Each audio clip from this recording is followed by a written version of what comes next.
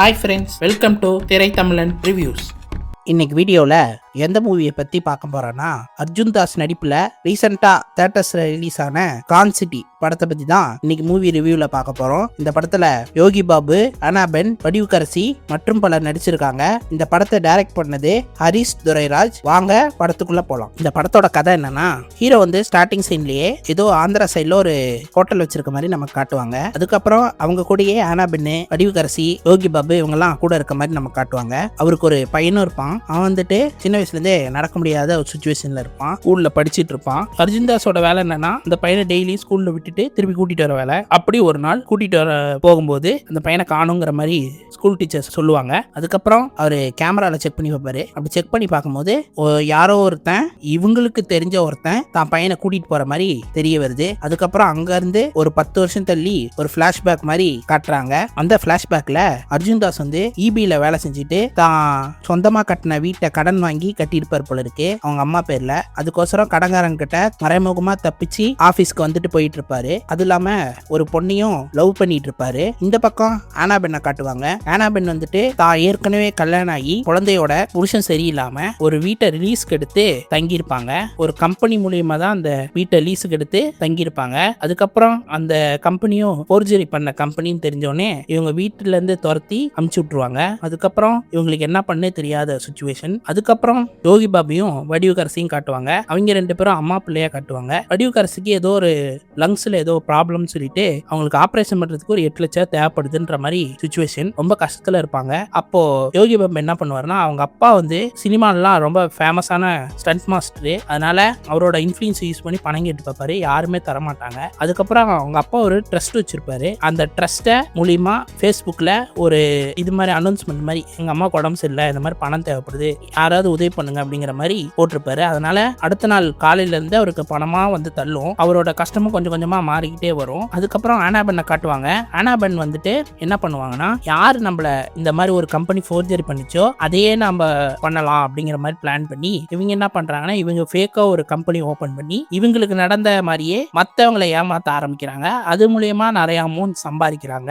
இந்த பக்கம் அர்ஜுன் தாஸை காட்டுறாங்க. அர்ஜுன் தாஸ் என்ன பண்றாருன்னா, இவரோட கஷ்டம் ஒழியணும்னா நாம இந்த இபி வேலை செய்யற இடத்துல போர்ஜரி பண்ணணும் அப்படிங்கிற மாதிரி முடிவு பண்றாரு. என்ன பண்றாருன்னா, அந்த இபி பில் கட்ட வரவங்க கிட்ட வாங்கிட்டு மேனுவலா பில்லு போட்டு கொடுப்பாரு. கேட்டா பில்லு மிஷின் ரிப்பேர் ஆயிடுச்சு அப்படிங்கிற மாதிரி சொல்லி அது ஒரு ட்ரிக் பண்ணி அந்த பணத்தெல்லாம் இவர் வச்சுக்கிட்டு அதை வெளியே ரொட்டேஷன் விட்டு, தான் ஃப்ரெண்டு மூலியமா ரொட்டேஷன் விட்டு அதுல வர எக்ஸ்ட்ரா மணியை இவர் எடுத்துக்கிட்டு மிச்சத்தை திருப்பி பில்லு அந்த டியூ டேட்ல கட்டிடுவாரு. அந்த மாதிரி பண்ணிட்டு இருப்பாரு. எல்லாமே நல்லா தான் போயிட்டு இருக்கும். ஒரு கட்டத்துல அர்ஜுன் தாஸ் என்ன பண்றாருன்னா, அவர் ஃப்ரெண்டு, ஒரு நெருங்குற ஃப்ரெண்டு ஒருத்தர் என்ன சொல்றாருன்னா, ஒரு 10 கோடி ரூபாய் எனக்கு கொடு, நான் அதை 2 நாள்லயே உனக்கு 15 கோடியா கொடுத்துறேன் அப்படிங்கிற மாதிரி ஒரு பிளான் டீல் மாதிரி பேசுவாரு. அதை ஹீரோ ரெடி பண்ணி தராங்கிற மாதிரி சொல்லுவாரு. ஃபர்ஸ்ட் அவரோட ஃப்ரெண்டு வேணாம் தான் சொல்லுவாரு. அதுக்கப்புறம் நான் ரெடி பண்ணி தரேன், நானும் இதெல்லாம் என்னோட கடன்லாம் அடைச்சிருவேன் அப்படிங்கிற மாதிரி சொன்னதுனால அவரும் சரின்னு ஒத்துக்கிறாரு. அதுக்கப்புறம் கஷ்டப்பட்டு அவர் ஃப்ரெண்டு ஒருத்தர் ட்ரேடிங் பண்ணிட்டு இருப்பாரு. அந்த ட்ரேடிங் பண்றதுக்கோசரம் இவங்க என்ன பண்ணுவாங்கன்னா, இந்த பணத்தை எல்லாம்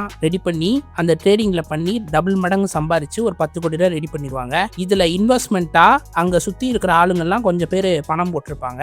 அதுல ஆனாபென், வடிவுக்கரசி, யோகி பாபு இவங்க எல்லாருமே அதுல பணம் போட்டிருப்பாங்க. இது ஒரு ட்ரேடிங் மாதிரி பண்ணி உங்களுக்கு லாபம் சம்பாதிச்சு கொடுக்குறோங்கிற மாதிரி ஒரு கம்பெனியும் அர்ஜுன் தாஸ் ஓபன் பண்ணுவாரு. ஒரு கட்டத்துல அவன் ஃப்ரெண்டு கிட்ட கொடுக்கறதுக்கு எல்லா பணத்தையும் ரெடி பண்ணி ஒரு 10 கோடி ரெடி பண்ணிடுவாரு. ரெடி பண்ணி அவர் ஃப்ரெண்டு கிட்டையும் கொடுத்துருவாரு. கொடுத்த பிறகு அவர் ஃப்ரெண்டு திடீர்னு அடுத்த நாள் காலையில இறந்து போயிட்டாருங்கிற மாதிரி நியூஸ் வரும். யார் இதை பண்ணிருப்பா என்னன்றது தெரியல. அர்ஜுன் தாஸ்க்கு ஒரே ஷாக்கு. இப்ப கேட்டவங்க எல்லாம் பணம் கொடுக்கணுமே, என்ன பண்றதுன்னு தெரியல. இபி பில்லும் கட்டாம இருக்கு. எல்லா இடத்துலயும் மாட்டிக்கிறாரு. மாட்டிக்கிட்டு ரொம்ப கஷ்டப்படுறாரு. கடைசியில போலீஸ்லயும் அரெஸ்ட் ஆயிடுறாங்க. இந்த பக்கம் ஆனாபென் அவங்க கொடுத்த பணம் எல்லாமே அந்த லீஸ்ல ஏமாத்தி வாங்கின பணங்கள் தான். அவங்களும் கடைசியில மாட்டிக்கிறாங்க. இந்த பக்கம் வடிவுக்கரசி, யோகி பாபுவும் அந்த ட்ரஸ்ட் மூலியமா வந்த பணங்களை எடுத்து இவர்கிட்ட கொடுத்து ரொட்டேஷன் பண்ணிருப்பாங்க. அதுவும் கடைசியில மாட்டிக்கிறாங்க. இப்படி 4 பேருமே ஒரு கட்டத்துல ஒட்டுக்கா சேர்றாங்க.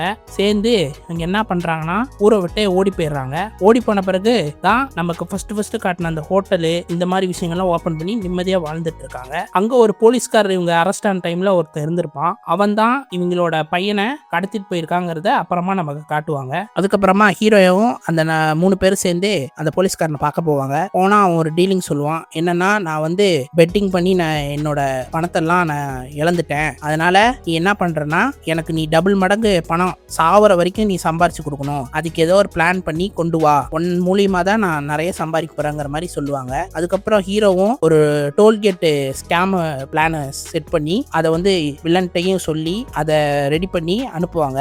அதுக்கப்புறம் அதுக்கான ட்ரிக்ஸ் வேலைங்களாம் எல்லாமே செஞ்சு அதை பர்ஃபெக்டா எக்ஸிக்யூட் பண்ணி அந்த பணத்தையும் ரெடி பண்ணிடுவாங்க. ரெடி பண்ணிட்டு வில்லன்ட்ட கொடுக்கலான்னு வரும்போது தான் அங்க ஒரு ட்விஸ்ட். என்னன்னா, இவங்க 4 பேருமே இந்த மாதிரி இருக்கிறதுக்கான நிலைமைக்கான காரணமே அந்த போலீஸ்காரன் தான். அந்த போலீஸ்காரன் தான் தான் உயிருக்குயிரான ஃப்ரெண்டை கொண்டு அந்த பணத்தை 10 கோடி ரூபாய் எடுத்திருக்கான் அப்படிங்கிறது அதுக்கப்புறமா தான் ஹீரோ கண்டுபிடிப்பாரு. அதை வில்லன்ட்டையும் சொல்லுவாரு. சொன்ன பிறகு அந்த வில்லனையும் சென்ட்ரல் கவர்மெண்ட் கிட்ட மாட்டி விட்டுட்டு ஹீரோ அந்த 10 கோடி ரூபாய் எடுத்துக்கிட்டு எஸ்கேப் ஆயிடுவாரு. அதுக்கப்புறம் அவர் மூலியமா ஏமாந்தவங்க, அனாபன் கிட்ட ஏமாந்தவங்க, அதுக்கப்புறம் வடிவுகரசி யோகி பாபு கிட்ட ஏமாந்தவங்க கிட்ட எல்லாம் அந்த பணத்தை ரிட்டர்ன் பண்ணிட்டு அவங்களும் ஒரு ஊருக்கு எஸ்கேப் ஆகி போயிடுவாங்க.